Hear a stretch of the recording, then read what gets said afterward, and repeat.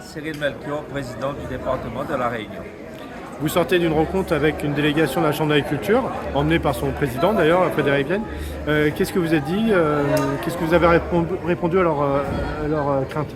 En fait, les représentants du personnel sont inquiets par rapport à la situation de la Chambre, une situation budgétaire très fragile. Nous avons eu l'occasion d'évoquer ce dossier avec le représentant de l'État à La Réunion, le préfet, la DAF, bien sûr le président Vienne et moi-même et d'autres interlocuteurs.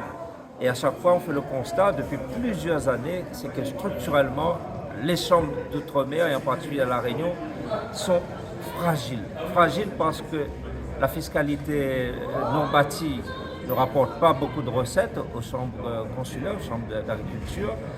Fragile parce qu'il y a un modèle qui a été construit qui est propre aux outre-mer et propre à La Réunion, qui fait que lorsqu'une chambre dépend énormément des crédits européens, comme ici à La Réunion, il nous faut réinventer et reconstruire un nouveau modèle pour La Réunion. C'est ce que nous allons faire. Donc, j'ai rassuré le président qui le savait déjà, mais j'ai rassuré les représentants du personnel quant à la volonté du département d'être présent au rendez-vous en 2004 pour, dans le cadre de la restructuration de la Chambre, de son budget, le département sera présent.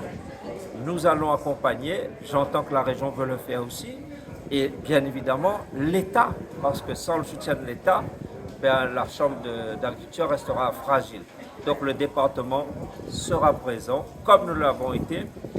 Nous voulons une simplification des mesures d'accompagnement budgétaire à la Chambre, simplifier donc la façon dont le département finance la Chambre, apporter plus de visibilité, parce que ça aussi parfois de se dire qu'à plus d'1 an ou deux, on ne sait pas quels seront les financements, donc on veut allonger la durée de visibilité des financements de la Chambre et travailler différemment, non plus par appel à projet, mais dans le cadre d'une convention d'objectifs et de moyens pluriannuels. Mais dans l'immédiat, ils ont besoin d'argent, urgent, et le département va faire un geste. Alors, dans l'immédiat, pour éviter tout problème de trésorerie, donc le département verse un acompte sur la subvention pour l'année prochaine, dès le début de l'année. Un acompte de combien? De 1 million, alors qu'auparavant cet acompte était de 400 000 euros. Donc il va passer de 400 000 à 1 million d'euros pour éviter donc tout problème de trésorerie dans les 4 premiers mois de l'année, le temps qu'on travaille à restructurer, à retravailler les bases budgétaires de la Chambre. Et le département serait prêt à abonder son aide, ses subventions à la Chambre d'agriculture? D'abord, le département sera présent, mais je veux qu'on ne soit pas seul. Il y a aussi l'État, il y a les instances nationales qui couvrent les chambres d'agriculture. Chacun doit faire un effort. Nous voulons le faire, mais on le fera de façon concertée.